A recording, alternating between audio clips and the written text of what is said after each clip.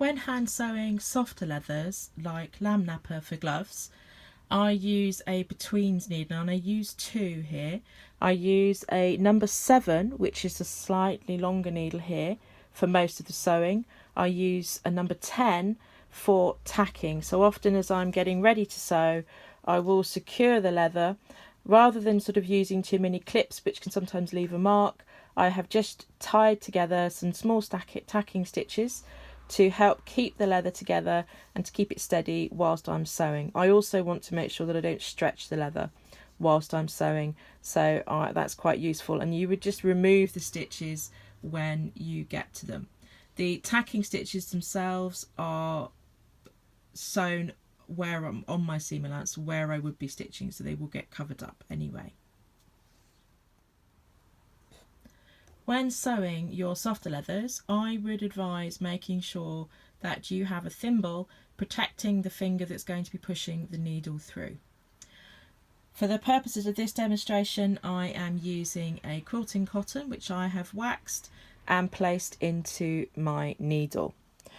The first stitch that we're going to do is our starting stitch, and that's going to be on the inside of the two leathers. So I'm just going to open my leathers up, and I'm going to pop my needle in so that I go just through the lining, or that sort of inside of the leather, but I'm not sort of visible on the front. So I'm going to pull my needle through, and I'm going to leave a tail. And I'm going to leave quite a long tail just so it's easier to see on camera. And you've got there, I'm going to pinch that. Now I'm going to then take my needle back through again, so I'm almost sort of going through on that same spot. Check that I'm not coming through to the front. I'm not. And I'm going to keep hold of my tail and pull my thread through. So because we're using two threads, we obviously want to make sure that they both come through without any loops being left behind. So just before I close my loop up, I want to take my needle back through my loop, a bit like if you were doing a buttonhole stitch, that we're then going to just pull the threads so they sit and sort of form a little knot. So they'll sit at the base. I can see that's nice and tight. I can then get rid of my tail and just snip those threads off. And then the next thing I'm going to do is to use my hammer just to flatten the knot a little bit. So we've done our starting stitch, my thread is secure, and I'm just going to use my leather hammer just very, very gently to flatten out my knot, and that's now fairly flat. It's much harder to feel it that it's actually a knot, so that will help it sit nice and comfortably. So we're going to bring the needle out to the front, so I'll start off on the inside, and when I start sewing I like to do a little, almost like a little back stitch to just make the end a little bit stronger at the start. So I'm going to come up on my seam allowance, which I'm about 3 mils from the edge, thereabouts. But wherever you have your seam allowance, what you want to do is to make sure that your stitches are nice, even and consistent. So if you start off 4 mils from the edge, you want to stay 4 mils and try not to wobble. So for this first stitch I'm doing a running stitch, but it's like I'm going backwards, which hopefully we can just pick up there. And I'm just checking where I'm coming out on the other side, and I've just poked the tip of my needle through, and I just want to come out a fraction lower. So I've poked the tip of my needle through again, slightly lower, so I can come out. Lamb nappa is a little bit more forgiving. It's lovely and supple to use for gloving, but it also just allows you a bit of a poke if you're not sure if you're in the right place. So we've got our first stitch complete. I'm then going to just keep an eye on the back. I don't want my stitch to get very long, so this is just running stitch really for glove making. So we're going to check, we come out on the front and just check where that is. Again, if you're not happy with the position, just reposition and then come out just a fraction lower, and away we go. So again, if you've ever done both sides alike, it's a bit just like keeping an eye on that. And if you do happen to pull it nice and tight, just flatten it out again. And because you're working with 2 strands, you want to make sure that you are pulling both of them through. So with glove making, the type of stitches that we're doing are actually very small, strong and discreet. And we just keep going all the way along. You get into a rhythm, and it's quite important to make sure that you just keep a nice pace. Make sure that you're happy with your stitches, make sure everything is lying nice and flat. When you get to a tacking stitch, you can just cut it out, get it out of the way, and then we can carry on. So again, just keep an eye where your needle is going, either on the front or the back. My stitches are probably 3 or 4 millimeters long, if that.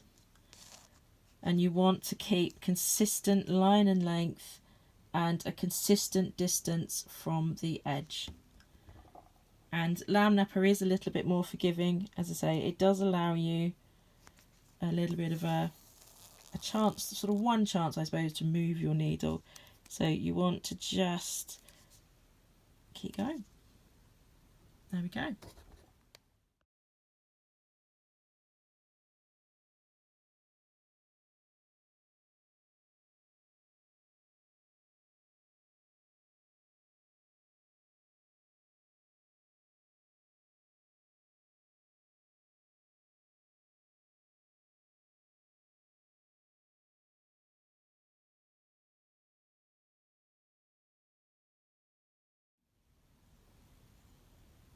So I've got to the end of my line of stitching.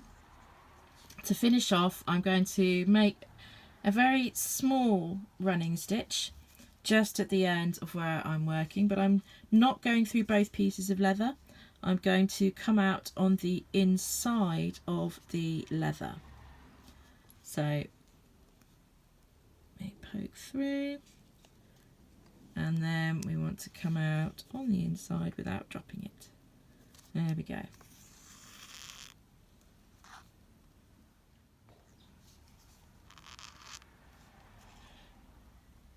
So I've got to the end, and I need to finish my thread off. Now I've done a sort of a very small running stitch, but rather than going through both pieces of leather, I'm actually coming out on the inside of my piece. So I want to make sure that I've got a good tension on my sort of final stitches there, and I've now just come out on the inside. I want to expose the stitches that I've just done, or a couple of them, and I'm going to finish my thread off. Now the first thing I'm going to do is go under my first stitch that I have here, so I shall show you that. So here we go. So I'm just going under that first stitch next to where I came out. That just allows me to keep a little bit of tension on that final stitch, getting ready to do my finishing stitches. So I can just see some of my stitches here, so I want to go under one of my stitches. I just want to make sure that I'm completely under the thread, which is good. I'm then going to pull the thread nice and flat. I'm going to repeat that and go through again.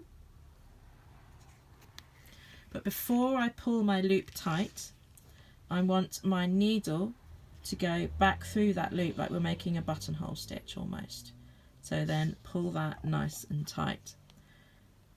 You can of course cut your thread off if you wish at this point.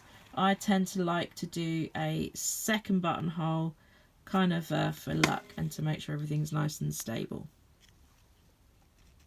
Pull it tight. I'm then going to just hop along to the next stitch along, go underneath it, pull it tight, cut my thread off, and then I'm going to turn my leather back over, flatten everything out, and I'm just going to give it a very delicate hammer